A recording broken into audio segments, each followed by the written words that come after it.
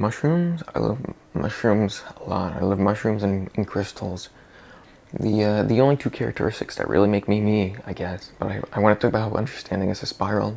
But if you wanted to hear about mushrooms, I could talk about mushrooms and crystals for like 10 hours. Humans so desperately want to understand the world around them. They are built to understand, and they are built to have an interest in knowing, and this is shown in how far they've come from their ancestors. In this urgency to know, to understand, to become more aware of the world around them, they've diligently searched for the information that would enable them to apprehend what has enabled things to be. This has brought benefits, undeniably, and without this compulsion to know, we would not have brought ourselves such comfort compared to our ancestors thousands of years ago.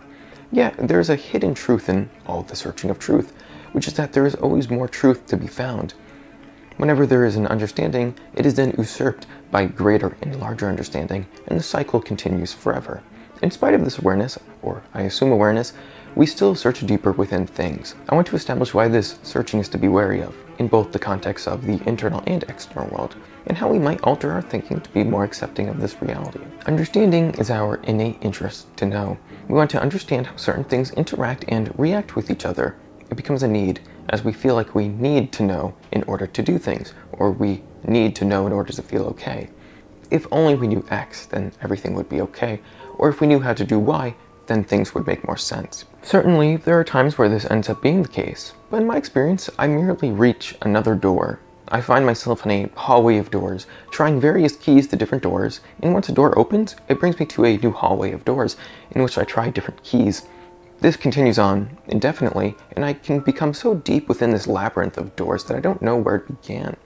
At times, I become so occupied with getting deeper into something that I forget where that something began. And because I don't know where it started, how am I supposed to know when it starts again? For myself, I've been a person who has wanted to know, and this has done more harm than good. I wanted to know because I wanted to feel comfortable, because how could you feel comfortable in a world you cannot understand? This world has so many variables all at play with each other, creating impacts of such size as I am incapable of comprehending, and I'm supposed to be okay with that. Obviously, no human is capable of experiencing omniscience, and that's okay, and I've never been delusional enough to think such a thing would be possible. But I want at the very least to know something, to know one thing well, to know it through and through, but that has not happened, and it won't. I ended up gravitating towards the thinker archetype, but in the worst way possible. I've described in the past how there is a difference between the person who does things, as in has an impact on the external world, and the person who does not do things, as in has very little impact on the external world. Admittedly, I fall into the latter group most of the time, but in the past, it was more extreme. This is worth mentioning because while spending all that time in my head and not really doing anything, I was trying to understand things from within that small context. I would search out information to aid me in whatever I was thinking about, but that was always limited. And how far I could go, similarly, was limited. It's like I couldn't break through barriers, and I still cannot break through those barriers, despite being ones within my mind. Eventually, I came to the conclusion that no matter how hard I tried, there was going to be a limit to what I was going to apprehend. And to top it off, I wouldn't ever get to the bottom of anything.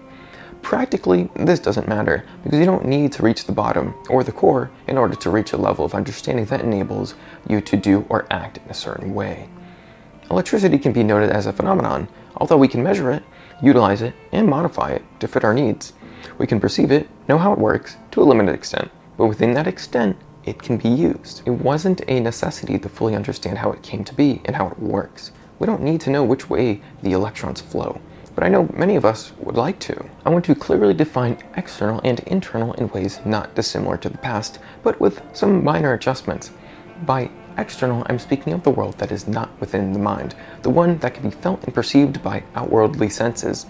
By internal, I'm speaking of the world that is the mind, and of which others cannot perceive unless you externalize the internals. Clearly defining these two sides as different helps us more easily classify and categorize what things belong to where, like thoughts belong to the mind, and thus being internal.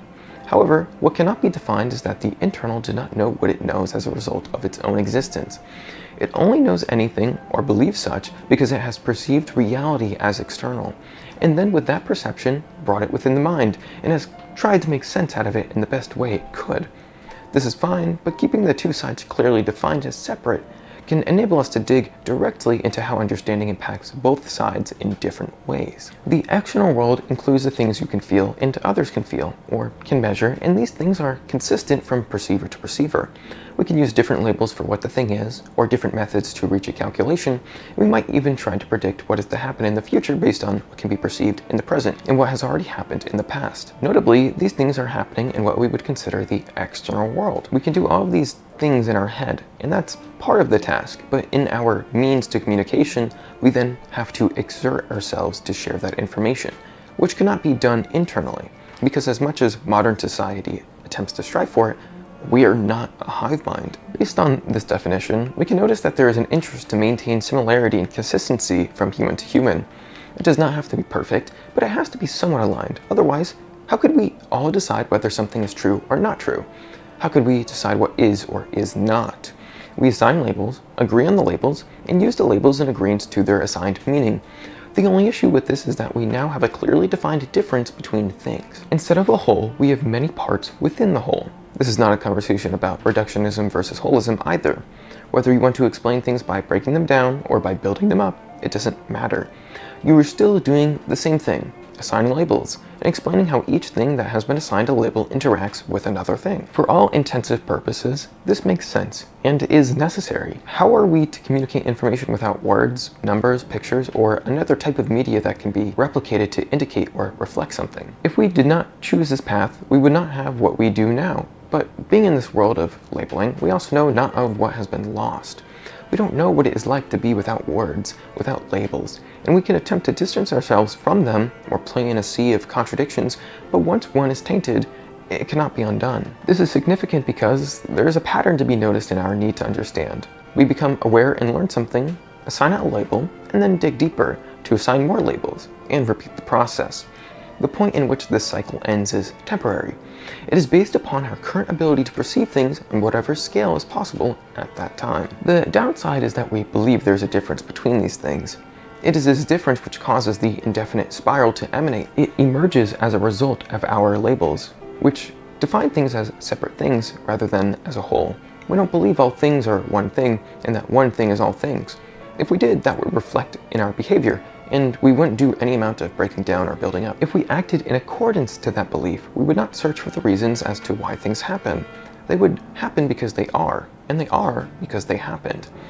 This usually brings discontent to individuals, and that's fair, but it's hard to ignore that without this system of assigning, we wouldn't be so concerned with becoming deeper entranced into the world around us. Many things act similarly in the internal world, but the extent of that has been altered. Many of us still label things on the inside, whether they be thoughts of images, melodies, dialogues, or monologues. These things are known to be something internal because they can be transferred to the external world in some way, shape, or form, but have been formed in the mind. If this is not the case, it is probably because you are unaware of the methods to which how this could be done, or that its difficulty is too great. It might come in ways you wouldn't expect either, as it isn't always so direct. This is fine, but we need to look deeply upon how we think about the external world in the same way as we do the internal. For one, like said, we label the things happening inside of us. Secondly, we want to understand where they stem from, how they are happening, and why they are happening. The unique thing about the mind is that there are things that aren't so easily measured. Emotions. We feel, and these feelings are not always clear in how they came about. A large number of variables have played a part in impacting how we feel, and when we want to know why we feel a certain way, it's usually pretty difficult. Not only this, it is usually a time of questioning only under the periods of time where we feel something negative. It is rare to feel happy and question your own happiness, as you're preoccupied with feeling good. So for what gain would there be to know why that is? However, when you feel sad, you want to know why that is, how you got there, and what can be done to end the sadness. Despite being so complex, we've labeled these emotions: sadness, happiness, anger, and we might try to think we know what's going on, but we probably don't. We most definitely can measure some of these emotions, and we can impact and alter our ability to feel, especially with pharmacological drugs. We can adjust our neurotransmitter reuptake for dopamine and serotonin, and then things feel better. We feel better, and this can be measured. However, the same drug and same dosage cannot be applied to each and every person the same, and what impacts that drug will have on the person could vary significantly. The reasons for someone to take these drugs can also be measured to a limited extent. They can seek out a therapist to find out what life experiences have impacted them more or less to cause them to feel or think in certain ways. They can have measurements taken of their production of certain neurotransmitters to see if they are genetically predisposed to feeling certain ways. All of these ways are great, and they have helped many people. In the context of understanding, however, we are still missing many pieces. Being able to measure something, test the thing being measured, and find a result, and then repeat it, does not always mean understanding. It just means that something has an impact on something else, it is repeatable, and we can perceive a change. If we wanted to find out where many of our emotions stem from, we would have to go even deeper. But the deepest parts are seemingly unreachable. We don't know how we came to be, and we can't account for every single event we've perceived. And we can't measure how these things intermingle together. Maybe at some point we will, but that is the time in which we will no longer need to understand, so it isn't applicable to us. The pattern that keeps occurring here is that we can measure something, understand that, and then utilize it. This is what I side with. This is what I prefer. Being practical enables us to have the things we do. If we were to instead search endlessly within things, we would never come out of that hole, or hallway of doors, as I've said already. However, I cannot ignore the reality that there are cases where individuals have searched in these hallways, but have brought tools to mark their entry, so that they would never become lost completely, and after some number of layers, they can come out and share knowledge which then has practical use. This does not stop understanding from being indefinite, cyclic, or a spiral. It still goes on forever. Just because we can stop ourselves at certain points does not mean we have reached the bottom. There are times where we believe we have reached the bottom, but actually we just lack the ability to see how deep things can go. If keeping on the trend of practical uses, what might we actually do with this knowledge? Is the knowledge that understanding is a spiral not inherently a spiral itself? To what extent is understanding a spiral?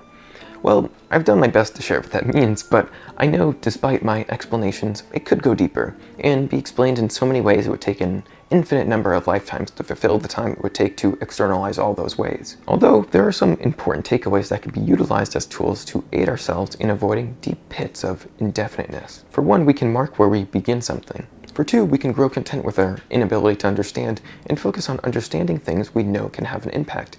For three, we can take the path of understanding directly, taking part in the indefinite spiral, if it gives us what we want. If we want to know something, but we don't know where it began, it's going to cause us some difficulty. We don't know where things began, because if we did, we wouldn't have to measure things in reference to now, whether we've done that in the past or are currently doing it. However, we can create our own beginnings and endings in order to measure things in reference to whatever scale of time we've decided on. The beginning can be the start of an experiment, and the end can be the end of the experiment. We cannot know how all the things that came to be to impact the experiment, nor the depths of all the variables impacting the experiment, but we can get close enough to replicate things that have real impacts. It isn't necessary to understand all reacting variables to measure and then utilize drugs. We need to know many, but we don't need to know them all, and because of this, we can use them.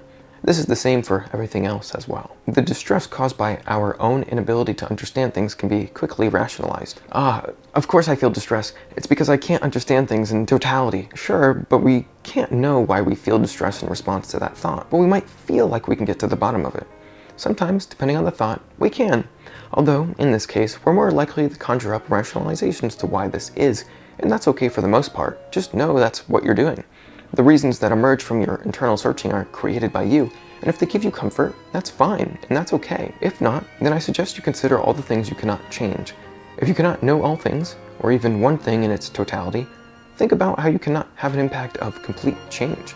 Everything you do will just be a transfer of one thing to another, but that thing, in some sense, will persist in a way. Until, of course, well, we might take the awareness of our cyclic understanding and go deeper and deeper within the spiral. If we love it, then what's wrong with that? If we know that we won't reach the bottom, but playing the game is fun, then that's perfectly okay too. In the Great Tower of Understanding, one could climb or descend the steps for all lifetimes that could be had, and if that's cool with you, how could I stop you? I respect those who want to understand things as much as they can, but I surely hope they know that no matter how fast they run up or down those steps, no matter how much they try, they'll never get to the bottom. If they aren't concerned with the destination, then I have no reason to be concerned about them. Understanding is a spiral that knows no depths. The moment we have grasped something, we have then been fooled, because in that moment thereafter, what we grasped has been consumed by something greater.